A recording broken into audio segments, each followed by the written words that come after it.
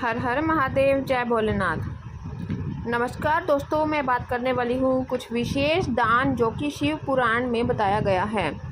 अगर किसी कामना से आप परेशान हैं या कोई काम आपका पूर्ण नहीं हो रहा तो आप उस विशेष दान को करिए। आप देखिए कैसे चमत्कारी रूप से आपके सारे काम पूर्ण होने लगते हैं।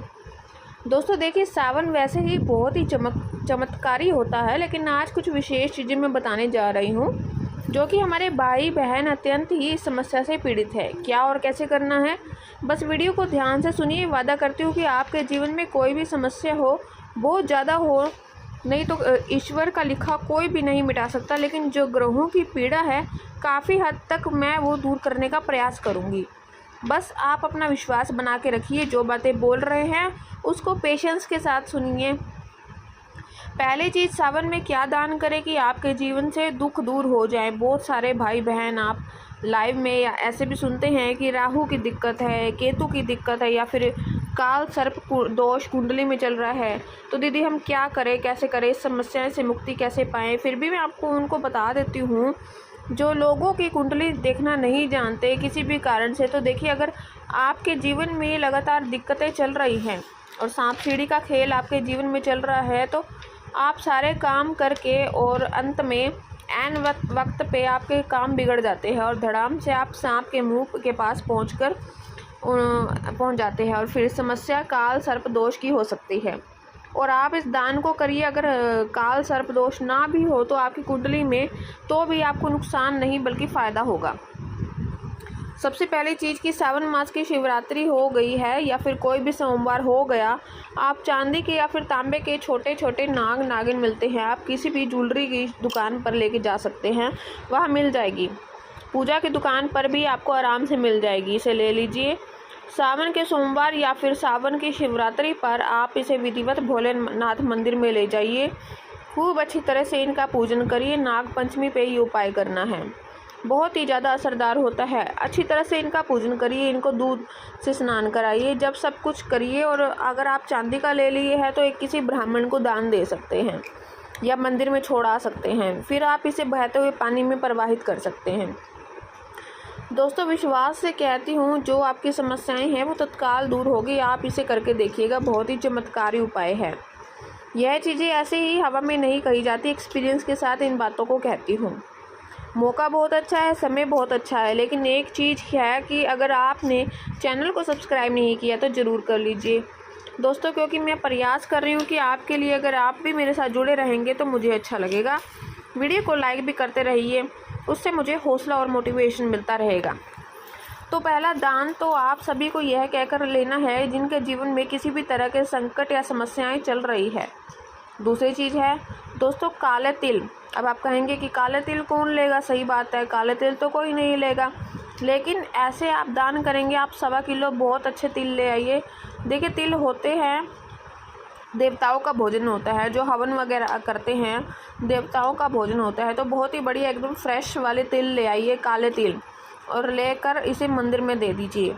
जहाँ पर पे यज्ञ हवन अनुष्ठान होता है वहाँ पे आप दान करिए। काले तिल का दान करने से दुर्भाग्य कटता है, दुख कटता है। दोस्तों दान वो चीज़ है जो हम जानते ही होंगे। दानवीर दानवीर कर्ण के पास जो है वो शक्ति नहीं थी, सामर्थ्य नहीं थी, फिर भी परीक्षा लेने की दृष्टि से उससे दान मांगा गया और वो जो है अपना दांत ही तोड़ करके दान किया। सभी जानते हैं कि दधीच का जानते हैं कि ये अनेक महापुरुष जो दान में अपना सब कुछ न्योछावर कर चुके बैठे हैं। हरिश्चंद्र राजा को जानते हैं, तो बहुत ही सामान्य से उदाहरण है।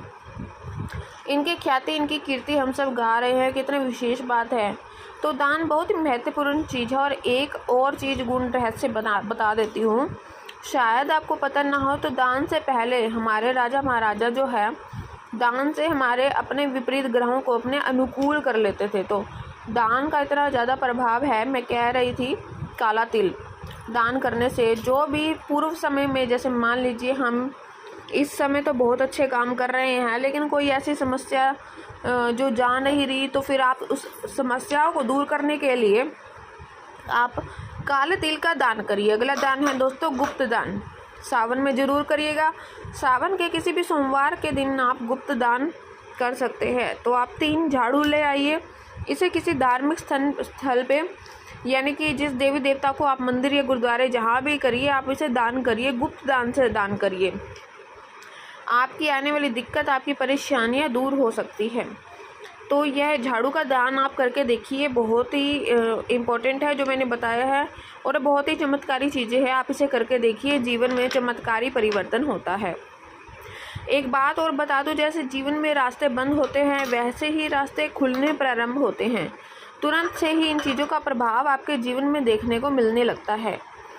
तो परिवार में जितने भी लोग हैं उनके लिए एक सुनहरा अवसर है कि वाराणसी में महादेव के भव्य मंदिर में मैं रुद्राभिषेक करने जा रही हूँ। जिनके लिए किसी भी तकलीफ़ में जो जूझ रहे हैं, उनकी मनोकामना पूर्ण नहीं हो पा रही है, तो उनके लिए मैं विशेष रुद्राभिषेक कराने जा रही हूँ। जैसे कि आप जानते हैं दोस्तों, घर पे जब भी रुद्राभिषेक का आयोजन कराइए तो 5,000 6,000 तक लग जाता है।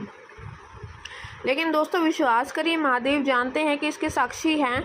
जो आयोजन मैंने किया है वो केवल और केवल परोपकारी की दृष्टि से मात्र बहुत ही कम मूल्य रखा गया है। केवल पंडित लोगों की दक्षिणा और जो मंदिर में खर्च है, मंदिर का खर्च यानी कि बहुत बड़ा होता है। उस मंदिर में आप पूजा अंदर कराइए तो मंदिर के लिए चार्ज कटता है, आपकी पर्ची बनती है तो कुछ चार्ज आपको देना पड़ेगा। लेकिन बहुत ही कम मूल्य में आप चाहे तो अपनी मनोकामना के अनुसार आप रुद्राभिषेक कर सकते हैं। करना क्या है, तो आप जो मेरा नंबर जानते हैं उस नंबर पर फ़ोन करके आप उस नंबर पर लिखवा सकते हैं। ध्यान रखिएगा, आपका नाम और गोत्र अपने नाम के साथ जिस मनोकामना की पूर्ति के लिए आपको रुद्राभिषेक करवाना है, यह आप संकल्प में बताइए। जिस दिन रुद्राभिषेक होगा वह रुद्राभिषेक किस दिन होगा, 14 तारीख को, 14 अगस्त को इसके आयोजन किया जा रहा है। तो इस चीज़ का ध्यान रखिए, जो होगा वो आपको नोट केवल कराना है, और आप अपने नाम नोट कराइए और अपना गोत्र नोट करवाइए और स्थान नोट करवाइए। मनोकामना किसी को भी मत बताइए। अगर आप वाराणसी में आना चाहते हैं तो आपकी इच्छा है कि आप रुद्राभिषेक में शामिल हो तो आप बिल्कुल आइए, स्वागत है आपका। आप गंगा स्नान करिए और पूजा में शामिल होइए। हमारे पंडित जी लोग जो भी नहीं आ पाएंगे ऑनलाइन, उनका संकल्प कराएंगे। वो मोबाइल यानी कि जो चैनल के माध्यम से अपना संकल्प ले लेंगे और अपनी मनोकामना बोलेंगे। अपनी मनोकामना किसी को मत बताइए। मैं इतना दावे के साथ कह रही हूँ दोस्तों कि मैंने कई साल से, और एक और विशेष बात बता रही हूँ, जब भी मैं किसी और को संकट में देखती हूँ, क्योंकि मैं भी एक इंसान हूँ, तो थोड़ा सा आप लोग को झटका लगेगा कि कई बार मैं रुद्राभिषेक के द्वारा संकट से निकल चुकी हूँ। इसके साक्षी महादेव हैं। तो यह है मौका, ये अवसर आपके लिए, और जिन लोगों को, जिन भाई बहनों को ये शक हो रहा होगा कि ये चीज़ें केवल व्यवसाय के लिए है, तो उनके साथ हाथ जोड़कर प्रार्थना है कि उनको अवसर दे रही हूँ। परेशानी में हूँ क्योंकि मैं जानती हूँ कि इस मंदिर में अगर एक बार रुद्राभिषेक हो गया तो निश्चित रूप से मनोकामना भी पूर्ण हो जाती है, क्योंकि वो मंदिर का इतिहास ही ऐसा है कि जिसमें आपकी मनोकामनाएं पूरी होती ही होती है, और वो बहुत ही प्रसिद्ध मंदिर है। और एक और चीज़ बता दूं दोस्तों, मैंने बहुत ही मेहनत से मंदिर प्रशासन से अनुमति ली है, क्योंकि सावन में किसी भी मंदिर में जा करके पूजा करवाना बहुत ही कठिन बात है। जो लोग वाराणसी से जुड़े होंगे जानते होंगे कि मैंने ये मेहनत प्रयास के लिए आपके लिए किया है। यदि आप करना चाहते हैं रुद्राभिषेक, तो आप मेरे चैनल पर जो दक्षिणा की राशि है पंडित जी को लोगों को दूंगी, और आप लोग देखते रहेंगे कि किसके लिए यह रुद्राभिषेक हो रहा है। आप उन लोगों को दक्षिणा की राशि मंदिर के खर्च के लिए जो पैसे लगे हैं, आप उनको इस नंबर पे पेमेंट करके और अपना नाम बता करके, गोत्र भूलिएगा मत, गोत्र बता के और इन 3 चीज़ों को स्थान वगैरह लिखवा लीजिए। और हाँ, जिन्हें आकर रुद्राभिषेक में शामिल होना है वाराणसी के आसपास में, वो लोग भी अपना नाम गोत्र लिखवा दीजिए। वाराणसी में गंगा स्नान करेंगे और फिर पूजा में शामिल होंगे। और नाम पता जो भी है उनको 2 4 5 दिन पहले चैनल से पता चल जाएगा। ये बहुत ही विशेष जानकारी है दोस्तों, और अवसर है महादेव की विशेष कृपा, क्योंकि जब से मैं बिहार से लौटी हूँ मैं इस काम में व्यस्त रहती थी।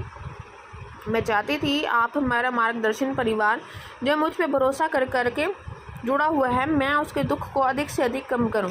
तो कोई भी मनोकामना है तो आप रुद्राभिषेक का ये सुनहरा मौका है, आप इसे छोड़े नहीं। बल्कि दोस्तों विश्वास करिए, यह महादेव साक्षी है कि मैं यह काम क्यों और कैसे कर रही हूँ, इसके लिए केवल भोलेनाथ ही जानते हैं।